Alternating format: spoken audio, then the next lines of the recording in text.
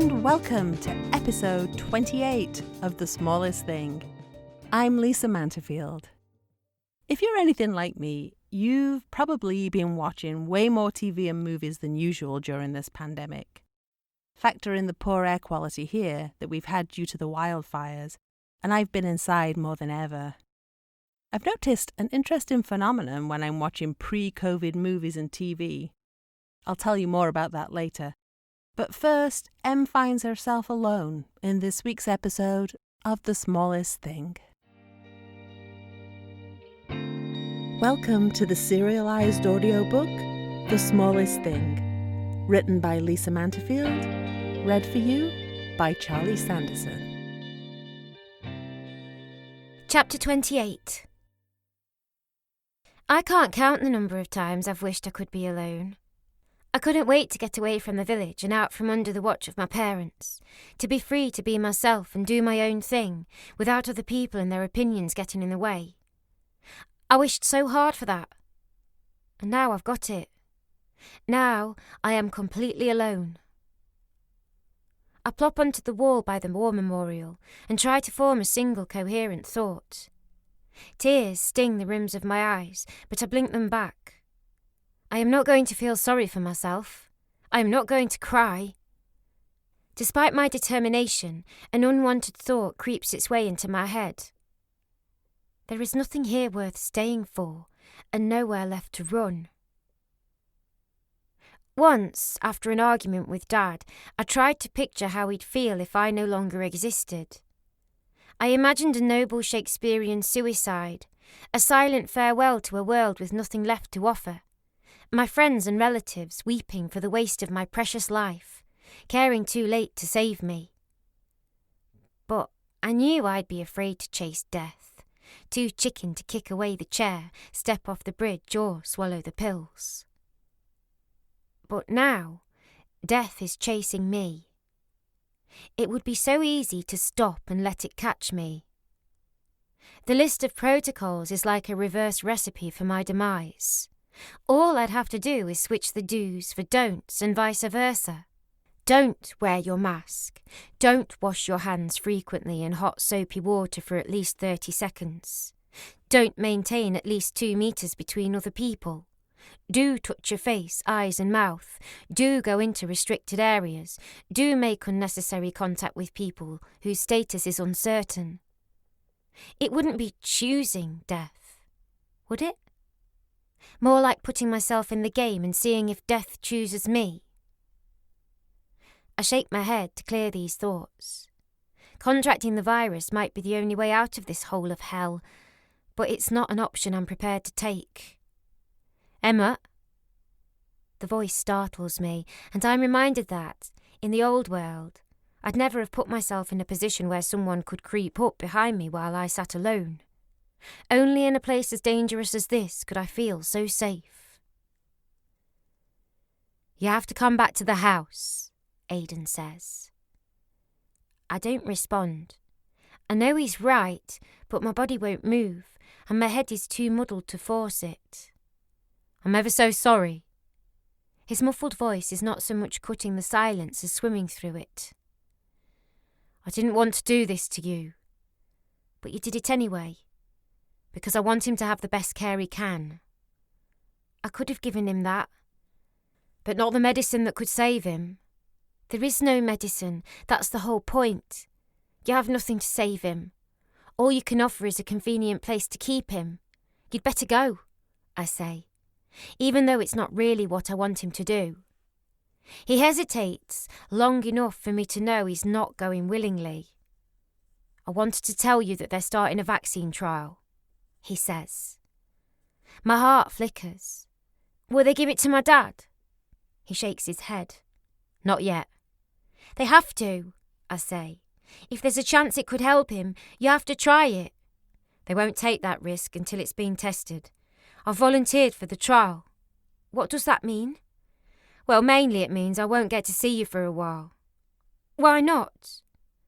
They'll keep us all in isolation for at least 3 weeks, maybe longer. They're going to expose you to the virus. He nods. I want to tell him he can't do it. He can't put himself at risk like that. Why would anyone do that? If this trial can stop the virus, it will be worth it. But you said yourself, if you can make a difference to one person, you've done your job. You don't have to do this. He looks away and shakes his head. Maybe it will get you out of here quicker. You can't do this for me, I say. I'm not. I thought if I could save you, that would be enough, but it's not. I need to do this for everyone. He sounds just like my dad, and for perhaps the first time, that doesn't sound like a bad thing. I can save myself, I say, without conviction. I hope so. He pushes up from the wall. I'm really glad I got to know you, Emmett Siddle. Maybe someday, soon, you'll get to London. I'll pay you back all those cups of tea.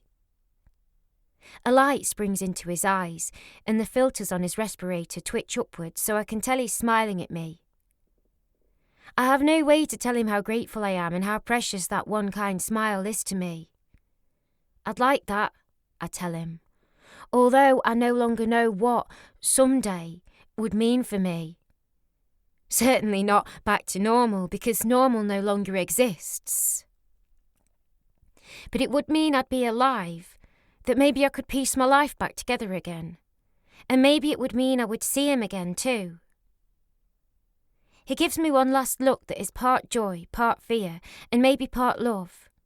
And before I can tell him anything else, he turns and walks away. When I get back to the house, there is a large white X painted across my door. I am a marked woman now.